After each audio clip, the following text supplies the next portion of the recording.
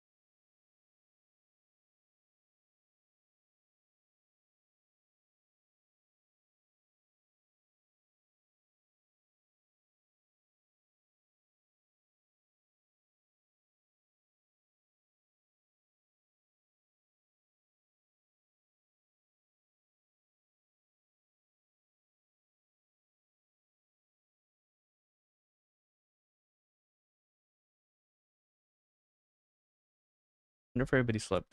I wonder if I should just. Uh-oh.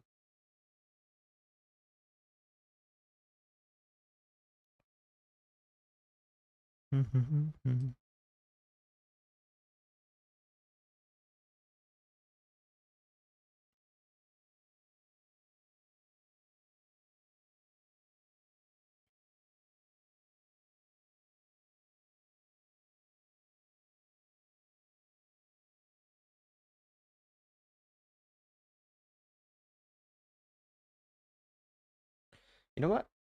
We're gonna play a different game.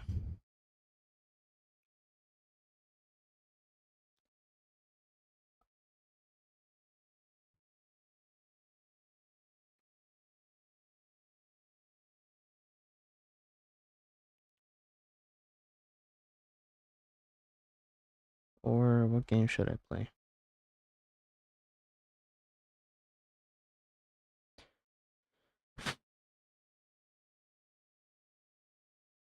Hmm. Oh, fuck it. Let's play this game. Let me just change the whole.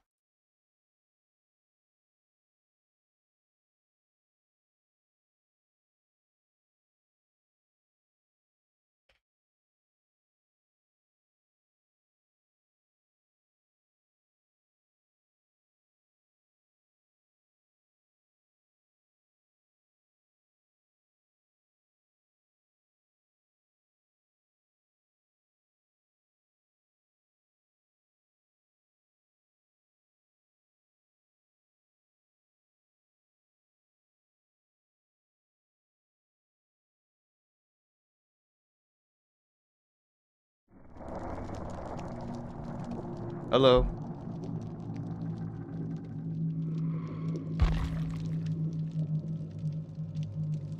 Damn, I do not have a.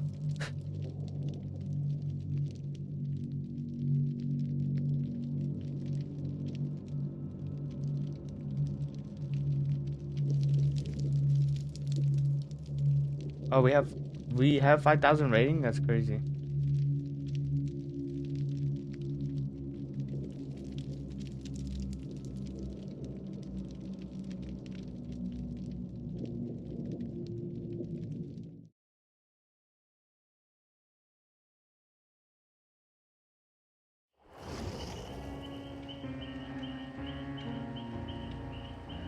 Yeah, for Fruit Rock.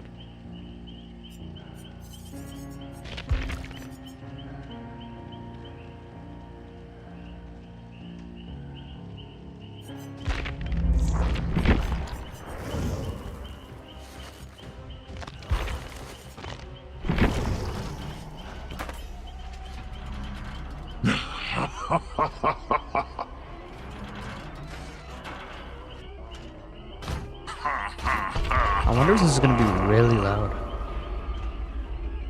Yeah, I changed it. I don't.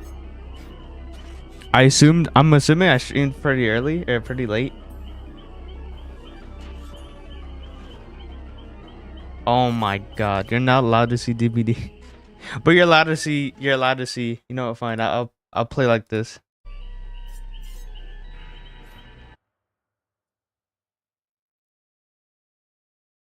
Well, I don't know what to play. There's FNAF. Are you allowed to see FNAF? Where the frick? FNAF play. Doors are fridge. Play sell. What the fuck is Sell Lemon?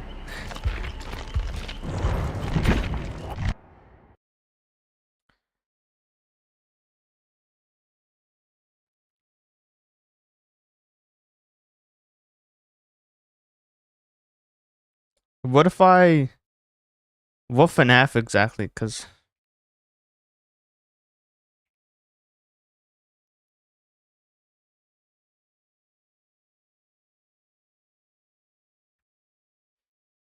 it's just Sell Lemon. Oh.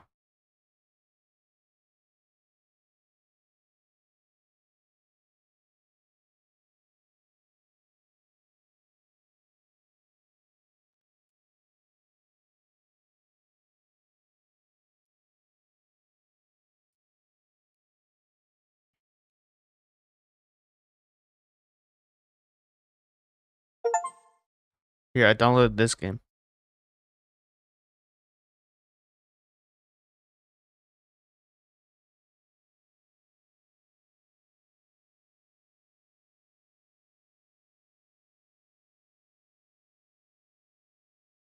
Fitch is hard. Play Fortnite. No.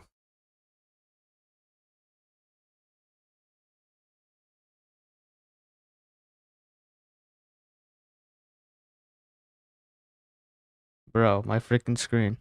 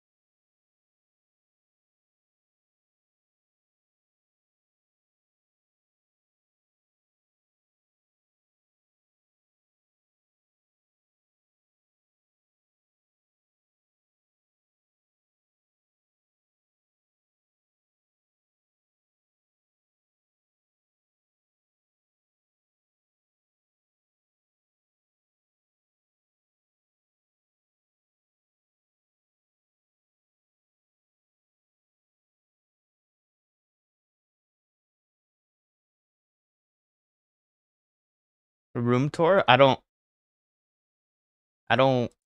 This this camera is not like I can't pick it up and show you. It's a webcam, so like it fucks everything.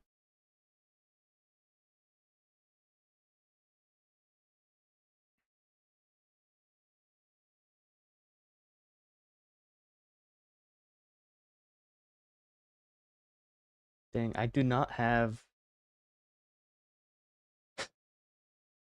Dang.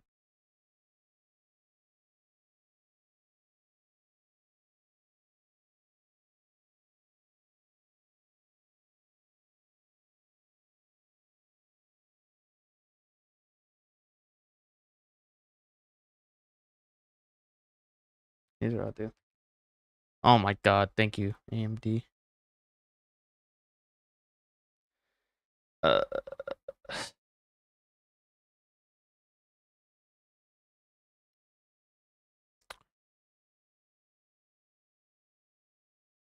I do not have a good. Can you change it from saying to be? Yeah, I did.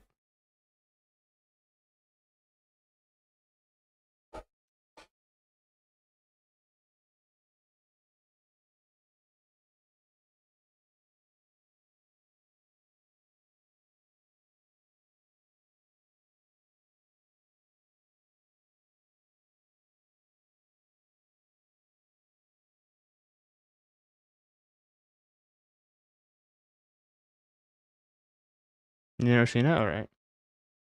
Good thing we're gonna play it.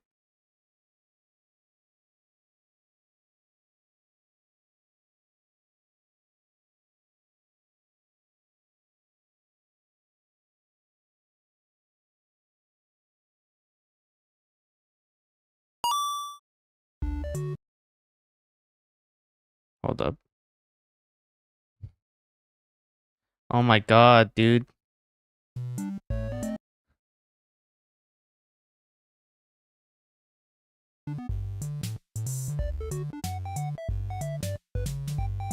It's not letting me control my screen.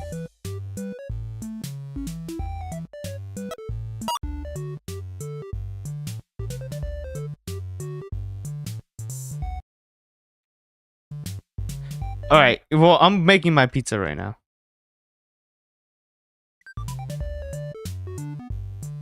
Oh, there you go.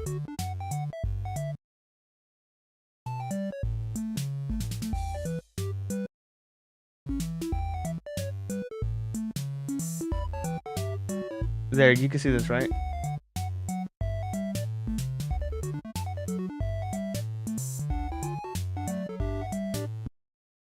You could hear me, right?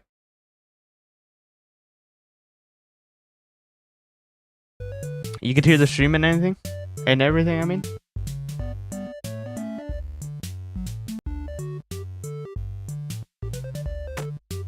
Pepperonis. Design your pizza, click toppings to add them to your pizza. I like I don't really... I like olives. Onions? No. Mushrooms aren't that bad. Peppers? Not peppers. Sausage? We could add some sausage. What else? You like onions on your pizza? Or peppers? I don't like peppers. They don't really taste like anything. They are refreshing sometimes, but I don't really eat them like that. Maybe we should wait for Jab. Let's see what toppings I should put.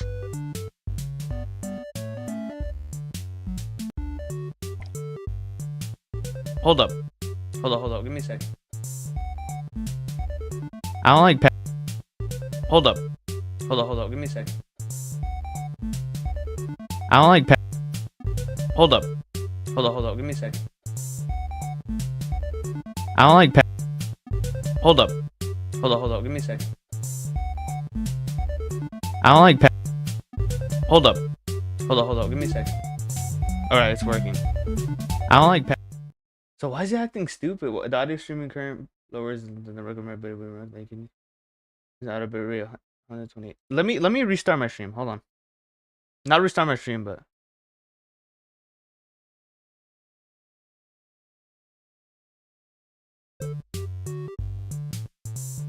There.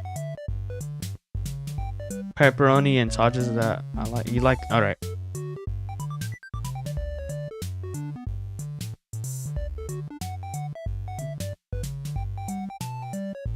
What do you mean? Oh, what do you do in the game? You'll find out. Oh, I'm gonna turn off my vertical. I can't turn it off. All right, whatever. I don't want to. What? Yo. All right.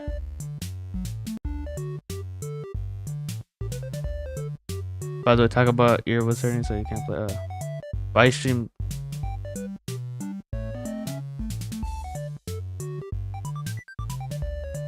First time watching FNAF when I was scared to death. Not anymore though. Wait for FNAF 2. Oh.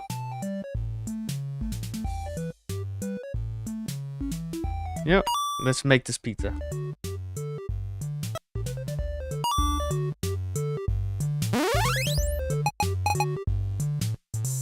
Shift to throw. We're throwing the pizza. Take that.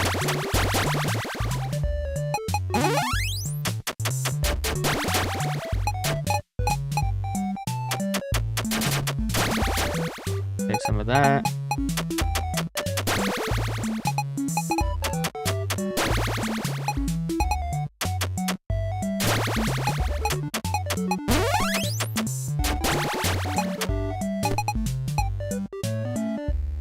Hey, you're stopping me from giving pizza.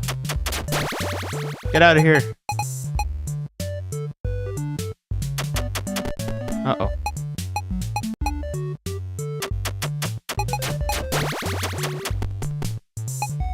Oh, there's nobody there. There's nobody there. I already got him.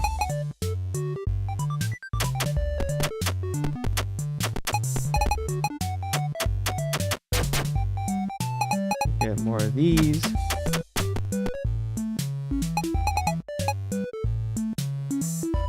Dude, this dude is actually like shadowing my freaking things. Rude. Dude, let me serve some pizza, man. Oh. Oh. There you go. What am I supposed to do here? Oh my god. Oh my. What do I do? Uh-oh.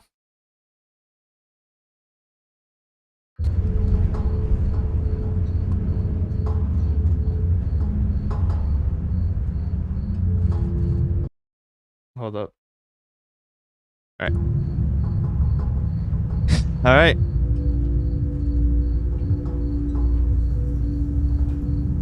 Oh, press recording. Begin tape. Leaving dead space. 3, 2, 1. The purpose of this tape is to test automated response times and reactions from vintage interactive attractions following audio stimuli.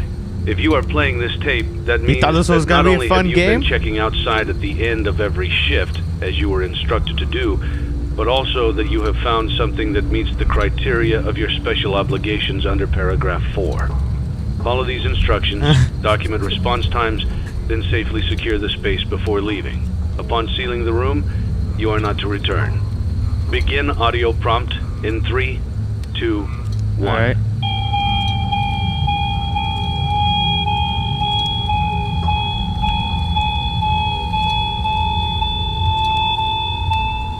Document results. Results. Begin audio prompt in 3, 2, 1.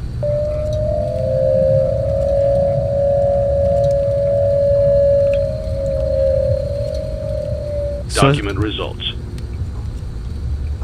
Nothing. Begin audio prompt in 3, 2, 1. Hello, June.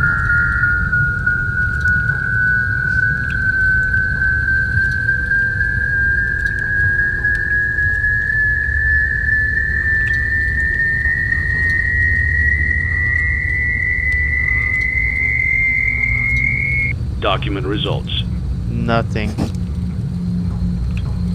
Begin audio prompt in 3, 2, 1. Oh. Oh. It's a new day. It's your time to shine. It's time to take your career into your What own do you hands. want to do with your You've saved life? money your whole life. Great. Now it's time to put all your eggs into one basket and take a huge gamble on your future. A gamble that comes with a 100% chance of success in some cases. What are we talking about? We're talking about becoming a Fazbear Entertainment franchisee. That's right, restaurant ownership and management. Something almost anyone can do with a limited degree of success. Sure, it's a lot of money to invest, but everyone's doing it. And that means it's safe and lucrative. With your initial investment, you'll receive everything you need to get started, including a small room, some tables, and electricity. No But way. don't forget about the money you had left over after buying your franchise package. Use it to decorate, buy a stage, buy attractions and animatronics, and much, much more. Now, let's take a look at a few things that will help you get started as a Fazbear Entertainment franchisee, such as atmosphere. Making sure your establishment has an inviting atmosphere is essential to bringing in new The customers. cheese is so real. What kind of Entertainment. statement is that? Having a lot of entertainment value in your restaurant will ensure that customers come back. Bonus revenue. Coin-operated games and attractions can Save generate money for additional revenue during the day, which means more money in your pocket, ready for Welcome back. reinvestment. Health and safety. There may be times when you purchase something of questionable quality, and we don't blame you. Cutting corners is just good business. No. But there are steps you can take to ensure you don't get sued for it. And that brings us to liability. Is it Being scary? a I'm about to thrifty go to bed. shopper is smart. Yes, it is. But be aware that buying things on sale comes with a certain for amount most of risk. people. Aside from the daily risk of lawsuits, there's also the risk that something might be hiding inside whatever you just purchased with that You could steeply just sleep discounted with the price stream tag. open. Of course, You that could would just only sleep with be the a stream serious open. danger if there were something outside that's been trying to get in for months now, which we are not Jump confirming scares? to be the case. Potentially. This concludes the amount of help we are legally obligated to provide. Remember, you are now the face of the newly rebranded Freddy Fazbear's Pizza. Wear that smile with pride, and let's make some money. Fazbear Entertainment is not responsible for disappearance, death, or dismemberment. You can do this in FNAF co-op. Yeah, but people are too scared. A 2-step guide to restaurant management. Use catalog mode to purchase items and electronics and other supplies. Use blueprint mode to place items, upgrade items, and upgrade your floor plan. I'm ready. Can I change the settings? I'll see you at 1 p.m. overtime. Alright. Let's see how much cash you had left over after purchasing your franchise package. Great, that should be more than enough. Now let's get started. On your left are your product catalogs. You can unlock more expensive catalogs by simply purchasing items for your pizzeria. Use the arrows in the bottom right of the item window to browse the products for each catalog. When you're finished shopping, click the button labeled Blueprint Mode to place your items. You can switch back and forth between Catalog Mode and Blueprint Mode as often as you like before opening your doors to the public.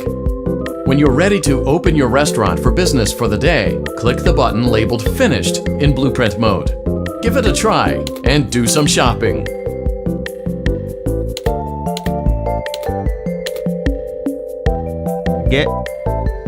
Get sanitation stations so there are no animatronics doing the shit.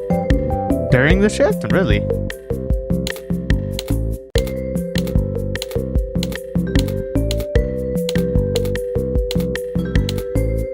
Is that actually true?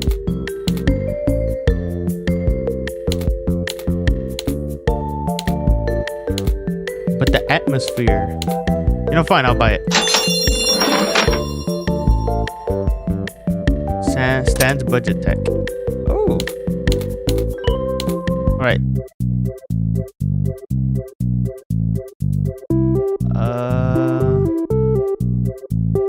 Sponsorship offer? Yeah. Give me money.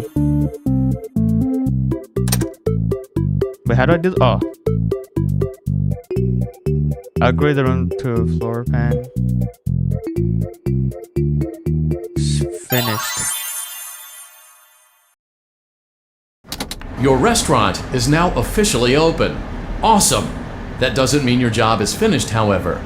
You have a lot of work to do while patrons eat their pizza in the other room. Okay. From your terminal, you have supplies to buy, papers to print, and repairs to make. Once you've taken care of all the items on your to-do list, you can log off for the day and get out of there. Money for supplies and repairs comes out of petty cash, so don't worry about it coming out of your pocket. We've got you covered. The only money you have to worry about is if you choose to upgrade any of the equipment in your office. Now, onto other matters. Something to be aware of is that the ventilation system and your terminal are pretty loud and may prevent you from hearing things in adjoining air vents. That won't be a problem if there's nothing in the vents. However, nobody wants if you feel me that to play something horror. might be in the vents, you have a few tools at your disposal to protect yourself. You can shut off your terminal and the ventilation system at any time to decrease the amount of attention you are drawing to yourself. Also, shining your light directly into a vent will most likely prevent anything from jumping out. You also have 3 tools available from the terminal itself. There is a motion detector, an audio decoy, and a secondary ventilation unit. Keep in mind, however, that you can only have one of these active at any given time. Now get to it. Simply log off when you've completed your tasks for the day, and you can go get some coffee.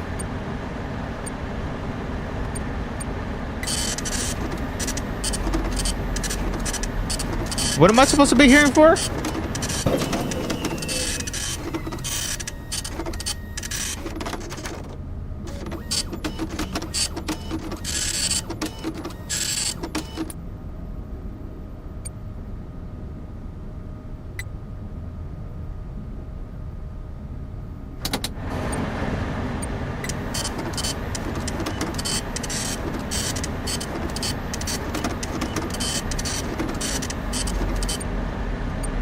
Am I good right now?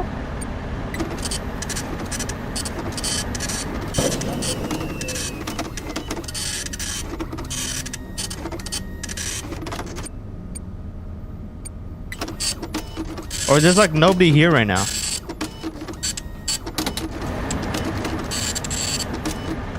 Yes, probably.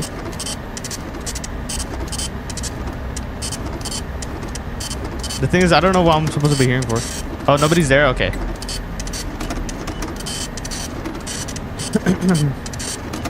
So I just do this then?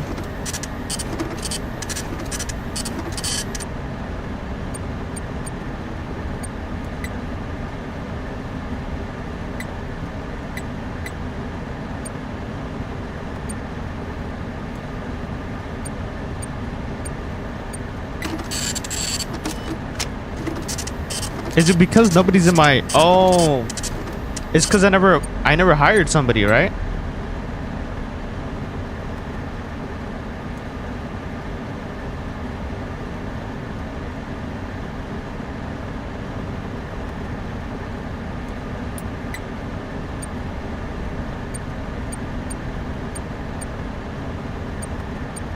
Silent ventilation is a secondary ventilation system that runs in the background creating minimal noise. Oh. Is it auto? What do you mean?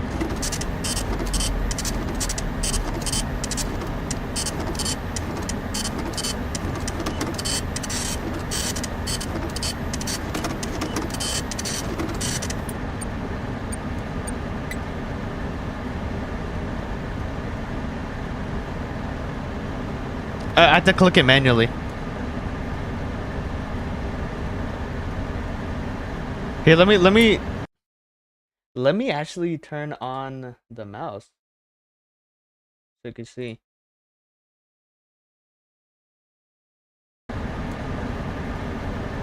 There you go.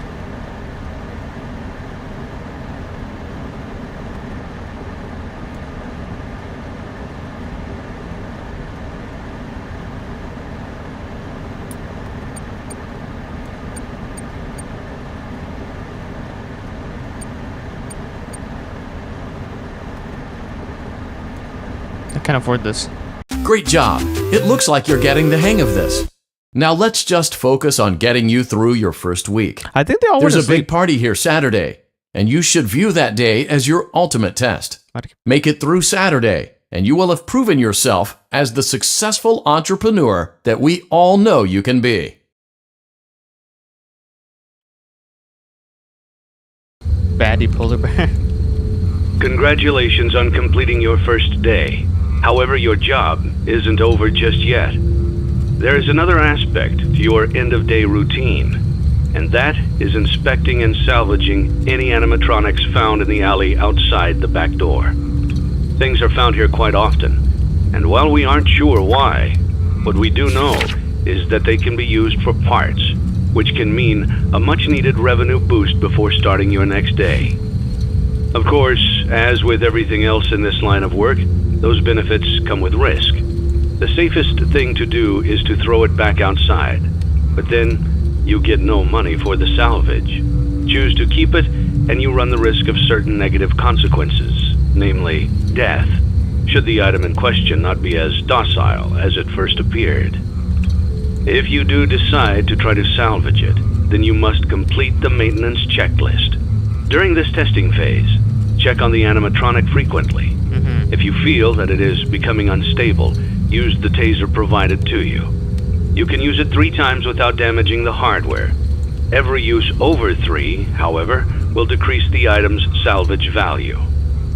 Before you is an animatronic found in the back alley. We are unsure of its origins.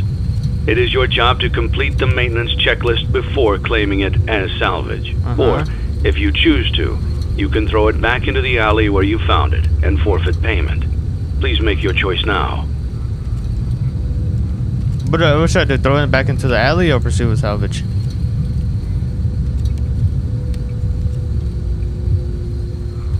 You have I'll chosen do to proceed the with the salvage. maintenance checklist. Remember, use your company-issued taser to return the animatronic to a neutral state if you feel that it's becoming unstable or aggressive. No, I never got both. You can only use it 3 times before it begins to damage the animatronic and decrease its value. Begin audio prompt in 3, 2, 1.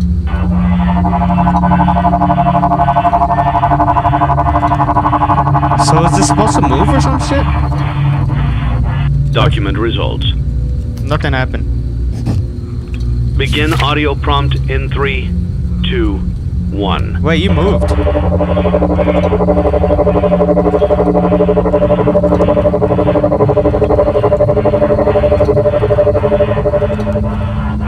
Document results. Begin audio prompt in 3, This shit is freaking 2, loud. 1.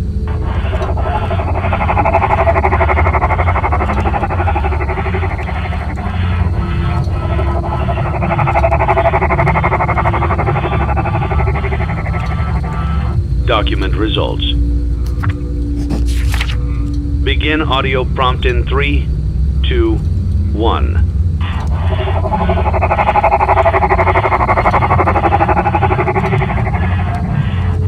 Document results. Back the frick up, dude. Oh. Begin audio prompt in 3, 2, 1.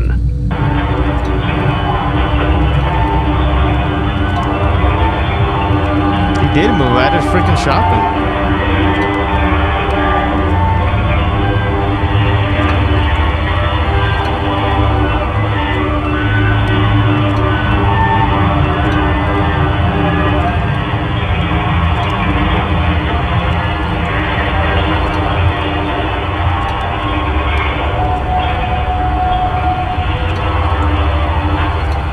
Document results.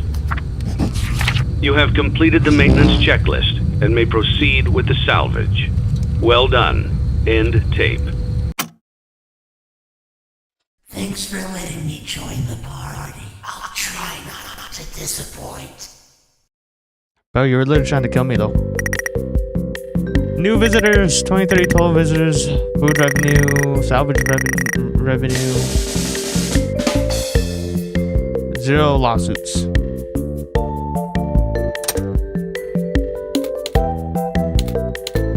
Oh, atmosphere 8. I could actually buy that. Entertainment.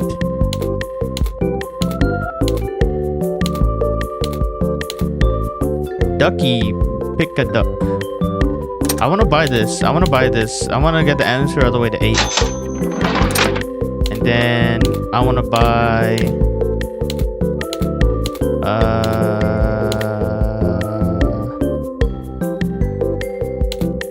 discount cooling unit. I'll buy this. Duck pond. I'll buy this duck pond.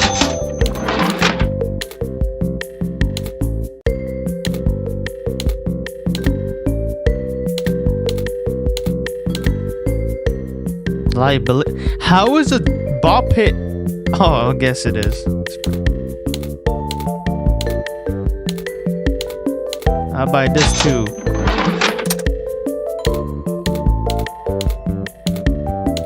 Ooh.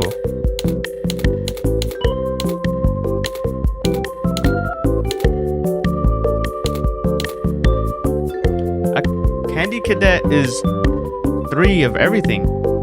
I'll buy that too.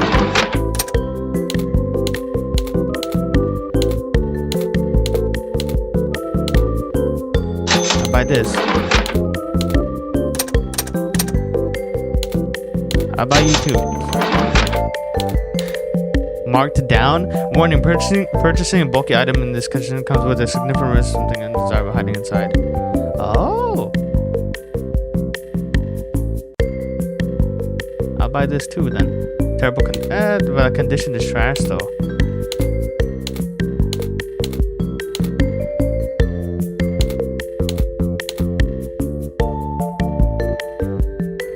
I could buy it.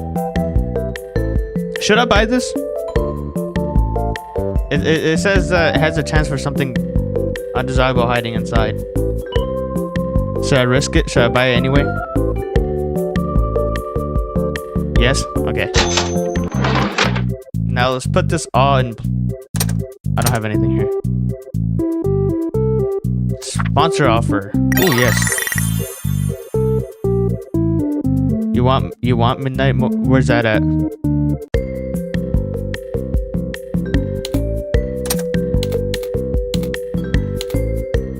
This one? Buy that one too. Oh. So much money.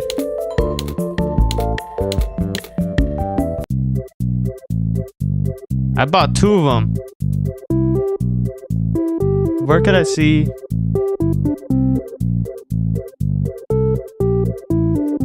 Go place the fruit and midnight arcades. Where'd I do that? Oh. Boom. You know what? You know what? I don't want people walking that far. I put you here. I put this here. Perfect. But why is a pool right next to the robot? I had no idea.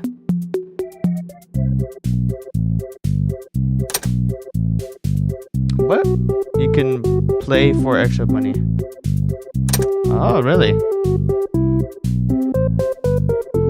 Clean and polish. Playtest? I'll playtest this one. WASD.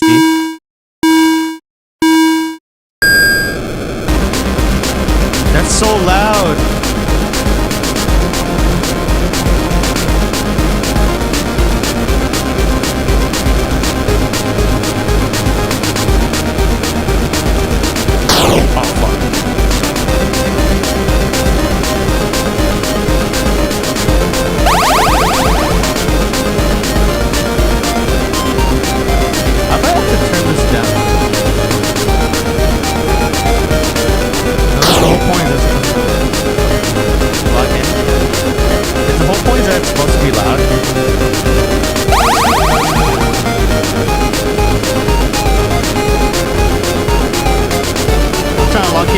At like 60 frames, like 30 frames at best.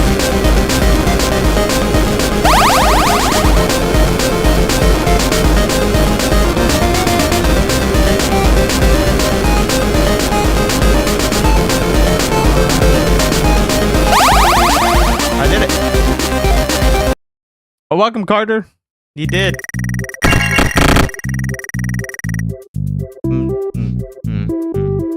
This is fun. I'm running a business. By the way, Fruit Punch Clown gives more money if you scroll out the trumpets. Ring base. RNG base, really? Where's it? Fruit Punch Clown gives more money if you scroll out the trumpets. Oh. Can I afford it? I'll probably buy it right now just because it looks so goofy. Looks so goofy. Look at this goofy dude. Real talk. Would you actually like, if you were a kid, would you enjoy this dispensing fruit punch for you? Let me know. I think it's pretty cool. When is the next Twitch stream? Probably when they update it. Because it's so boring. No, you wouldn't. Jab wouldn't. Anybody else who would enjoy this fine clown's beverage coming straight from its belly?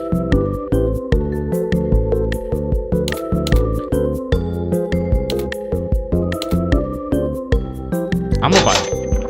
I'm gonna put in my blueprints. Oh, I don't have any room to place it. Get out of here. Oh shoot, I fucked up. Bam.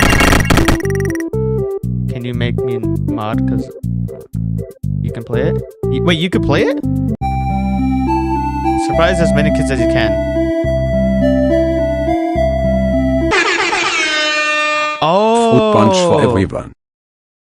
Oh, that's cool. Let me try this again. Can I try it again or no? Yep. All right.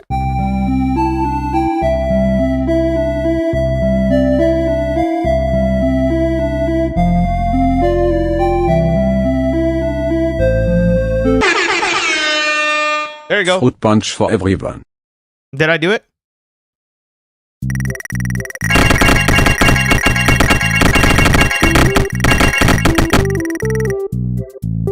That was fun. I have 7 tokens left.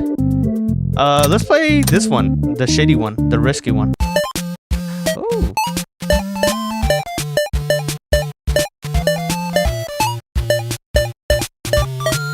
Check your money, bro. No, can you make me mod? I could make you mod. Yo, that's freaking scary.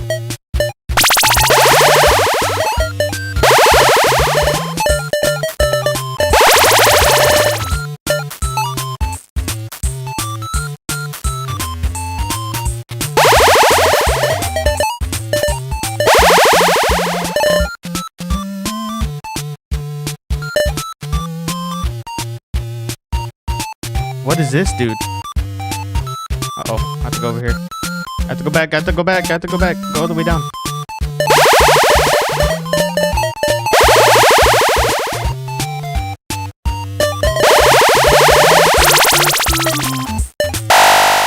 Out of bounds. Uh-oh. I have 1,000 G's. Let's buy this. Can I wait? So can I play this game and guarantee a lot of money? Let me buy more stuff. Unavailable. I don't have any animatronics. Ooh, entertainment. Is that 5 here if I buy this? No way. Atmosphere would be normal there. I'll buy this. No, the children movement is clean. Oh, okay. Get carnival hoops? Was it the thing I just got? Is that not carnival hoops?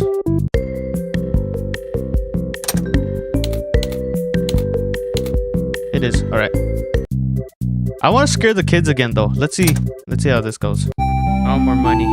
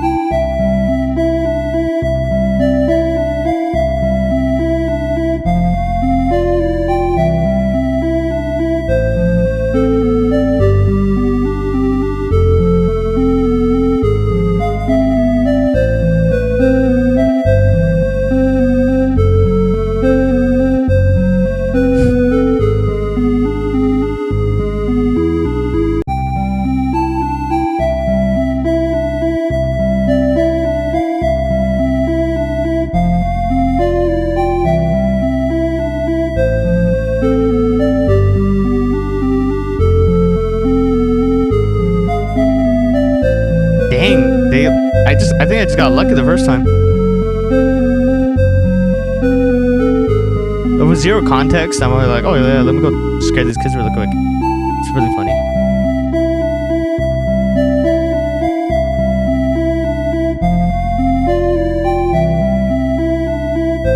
Wait, they're just balloon boys. Now that I realize.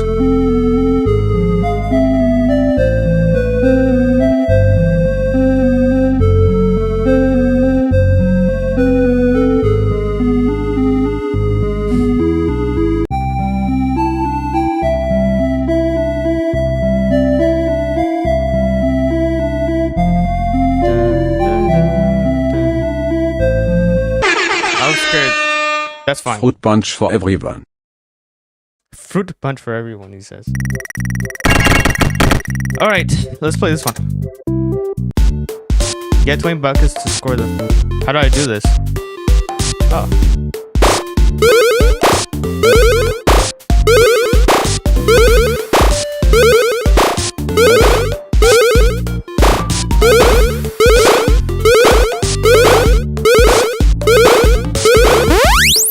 $14? Alright. I figured it out. I figured out how to do this. Let's do this again. Alright. I'm ready for this.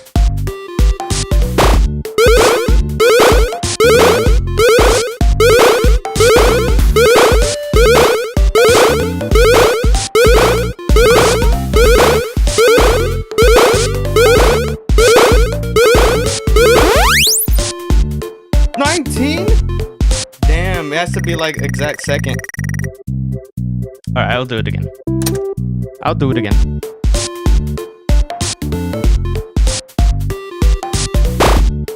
I already fucked up.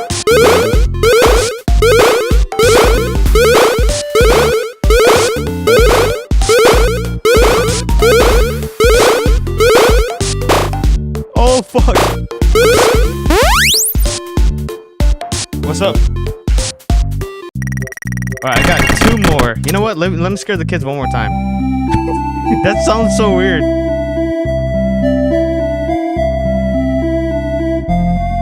Let's see. This is actually not bad right here. Oh my god.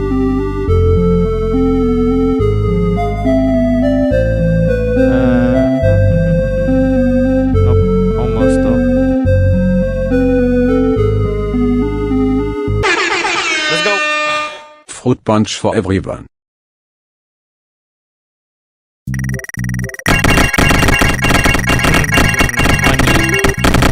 Money. Money.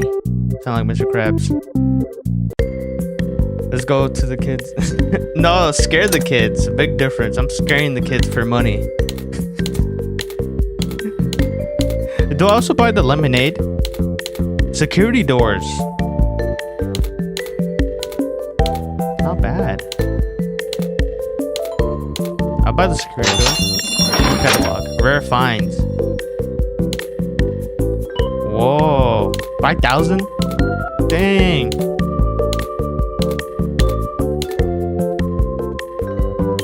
The lefty's only $5. That's not bad. That's not a bad price. Do I buy the lemonade clown? I think I'll just buy it just because I can. Then I'll just place all this stuff.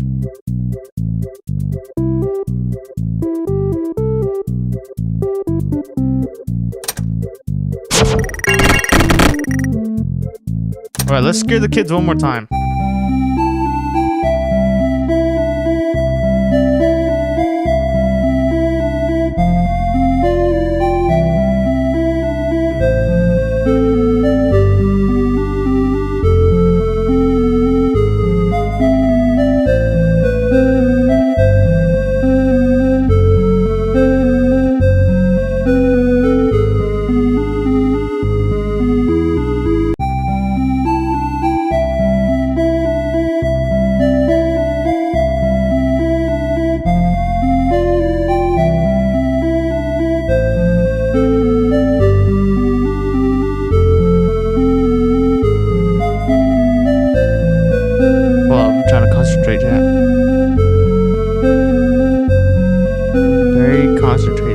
scare these kids.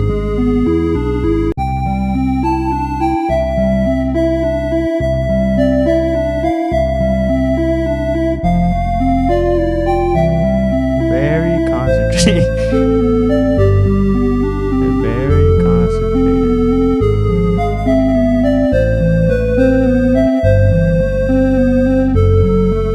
Very concentrated.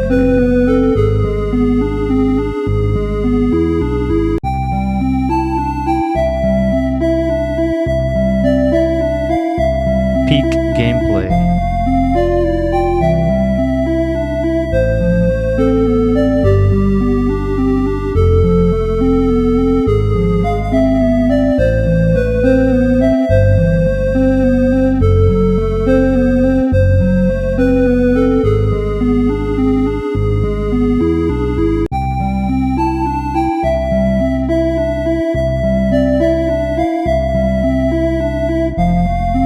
Peak gameplay.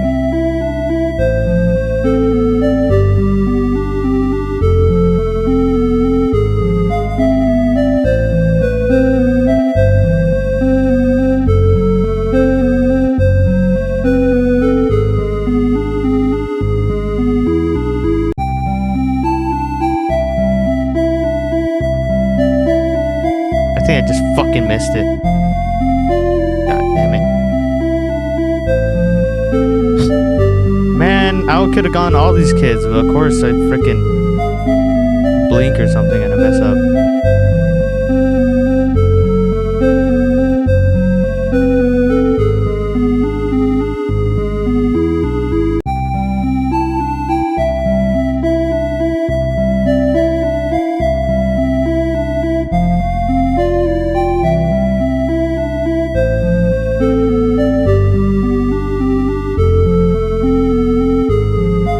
You didn't miss it? Oh.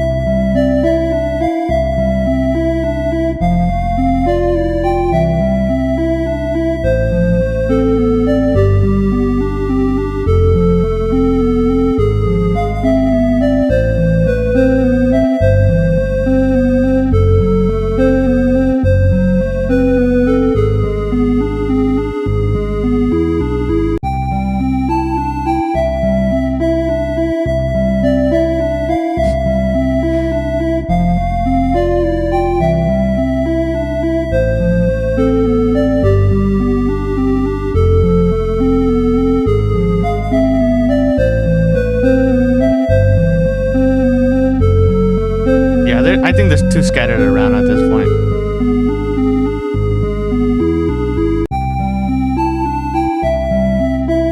I could get most of these kids, so I'm not gonna get all of them.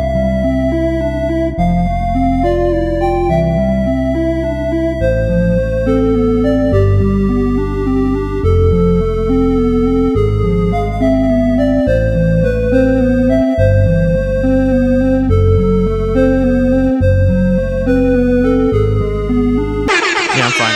It's gonna take a while. Fruit punch for everyone. If I wait, it's gonna take a long time. Alright.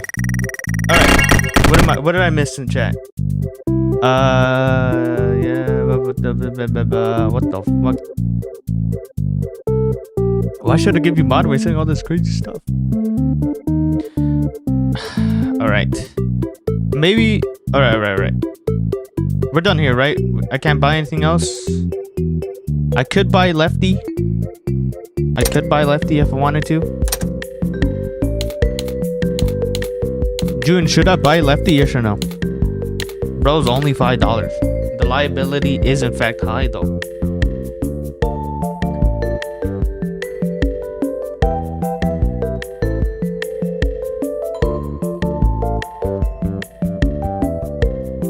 Or do I buy do I only buy Lefty when I could afford this dude?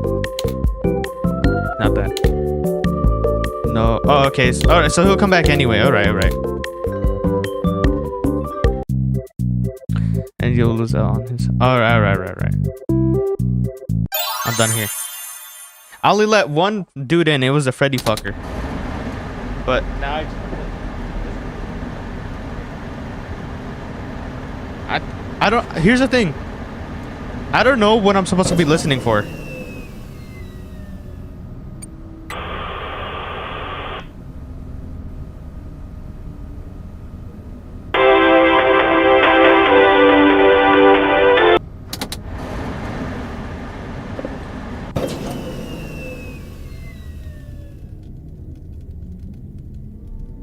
Wait, I heard him on the left side.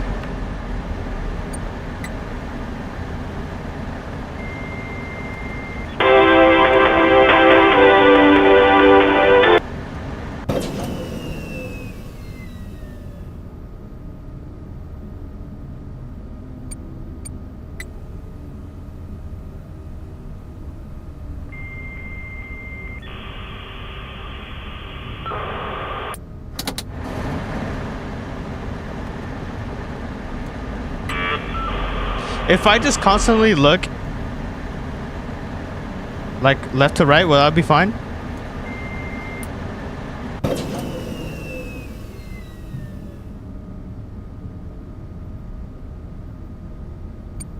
Bye-bye.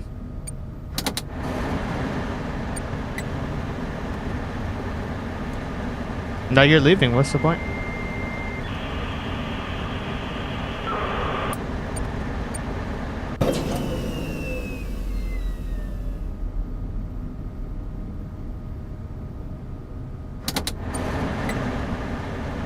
I don't hear anything.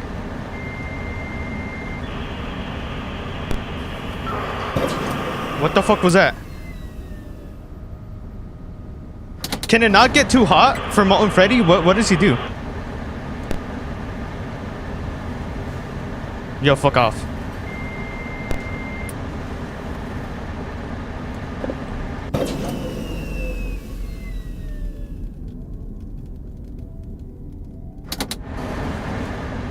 Dude, I hear him right here. I don't know what I'm supposed to do. Sit over there or something.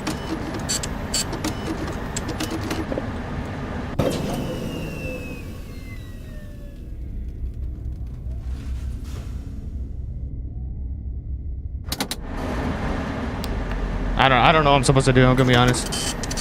Hello. I hear him on my left vent. I just don't know what to do. Can I not get too hot?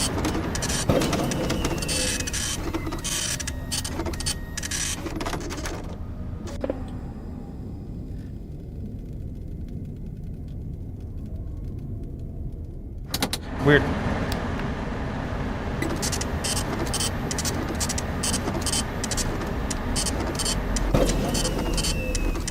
I know he's on my left. I just don't know if it can't get too hot.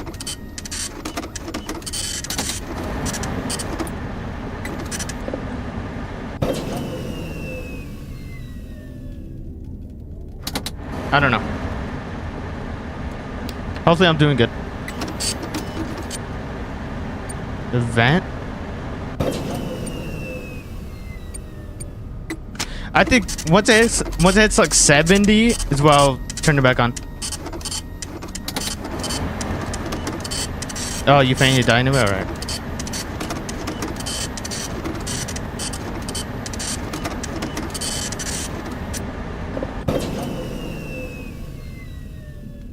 Closed vent? This ain't the right game.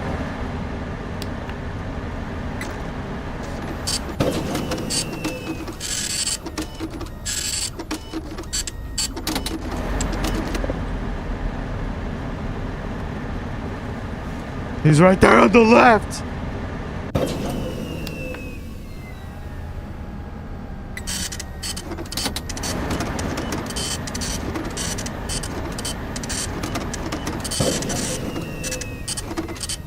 It's getting hotter now. Like really hot.